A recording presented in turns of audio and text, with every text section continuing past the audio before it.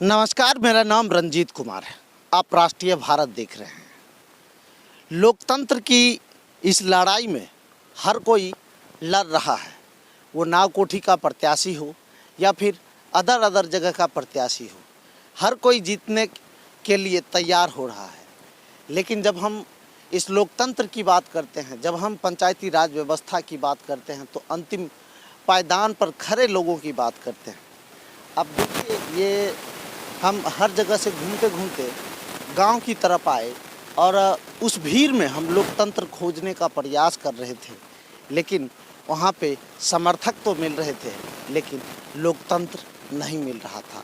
धीरे धीरे हम आपको यहाँ के बच्चों से रूबरू करवाना चाहते हैं, और ये बहुत सारे बच्चे हैं जो हैं। और हम लोग जब यहाँ पे आए थे तो ये लोग मछली क्या कर रहे थे आप लोग भाई? मछली पीट। अच्छा, किस क्लास में पढ़ते हैं? 7 में। 7 में। आप जी? 6 में। जब यहाँ से नेता उता चुनाव जीत के जाता है तब आता है? नहीं। एक बार देखने आता है? नहीं। वो नेता जब वो आपके स्कूलर में जाता है कि जो हाँ इसको ये मिला कि नहीं मिला? नहीं। कभी नहीं। देखिए, यहाँ पे लोग जो छोटे छोटे बच्चे हैं जो कि इस उम्र में इसे पढ़ना लिखना चाहिए, लेकिन ये लोग पढ़ लिख नहीं पाते हैं। और किस क्लास में? 8 में। किस कौन स्कूल में? राजकीय उत्कर मित्र मत विद्यालय देपुरा। वहाँ पढ़ाई लिखाई होती है? हाँ। और यहाँ पे बहुत सारे बच्चे हैं जो मैंने अभी देखा था, और सब के सब ये तालाब आपको हम दिखा रहे हैं। थोड़ा सा देख लीजिए, यहाँ पे ये तालाब है, यहाँ पर सभी मछली पीट रहे थे। अब ज़रा अंदाज़ा लगाइए कि लोकतंत्र की ताकत हम चुनाव में झोंक देते हैं, लेकिन चुनाव के बाद लोकतंत्र की ताकत कहाँ गायब हो जाती है।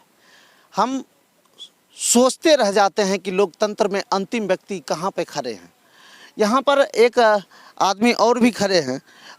थोड़ा सा आपसे कुछ जानकारी हमको चाहिए। इसी गांव में रहते हैं क्या? जी। अच्छा, यहाँ पर जो नेता विधानसभा हो गया, लोकसभा हो गया, ये पंचायती राज व्यवस्था हो गया, ये लोग चुनाव जीत के जाते हैं तो आते हैं? आते कहाँ हैं, समय आता है तब आते हैं। समय आता है तब आते हैं। और जो आपके बच्चे पढ़ते लिखते हैं? बच्चे पढ़ते लिखते हैं, जो यहाँ सोसाइटी नहीं है ना अच्छा है, जितना नेता लोग हैं उनका सबका बच्चा पढ़ता है प्राइवेट में, और जो किसान का बच्चा है वो पढ़ता है सरकारी में। टीचर जो आते हैं बैठ के समय बिताते हैं, अच्छा टीचर रहेंगे तब ना। ये बात बिल्कुल कहना आपका जायज़ है, लेकिन ये भी लगता है कि जब अभी मुखिया का नामांकन हो रहा था, कल भी होगा, परसों भी होगा, वो लोग कभी स्कूल का दौरा नहीं? नहीं, अभी जब सीजन आता है तब आते हैं, उसके बाद थोड़े आते हैं। सरपंच हो गए, बहुत सारे कुछ भी है, कोई नेता नहीं आते हैं जो बड़ा बड़ा लोग हैं उनके साथ आते हैं, गरीब के लोग दरवाजे पर थोड़े कोई आते हैं। तो लेकिन चुनाव में देखते हैं कि जो गरीबों का महत्व एकदम कहते हैं कि जब हम घर आते हैं, अपना जब समय आता है तब आते हैं। वो कहते हैं कि हम गरीबों की मदद करने के लिए आए। सब अभी समय आता है तब न, अभी उनको वोट की ज़रूरत है तभी आते हैं, इससे पहले थोड़े आते हैं, 4 साल नहीं आते हैं। जब अभी 1 महीना बचा है नॉमिनेशन के लिए तब आते हैं, उससे पहले थोड़े आते हैं। घर घर जाएंगे, प्रणाम करेंगे, यही सब होता है देहात में।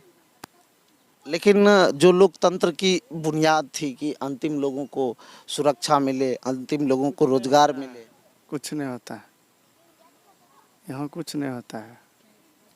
तो आपने देखा कि यहाँ पर कुछ अवेलेबल नहीं है। गांव की जनता जनार्दन ये बता रही है कि यहाँ पर कुछ अवेलेबल नहीं है। छात्र को शिक्षा नहीं, स्कूल और कॉलेज नहीं। हम एक ऐसे विश्व गुरु भारत का निर्माण करने के लिए जा रहे हैं जहाँ पर कुछ नहीं है।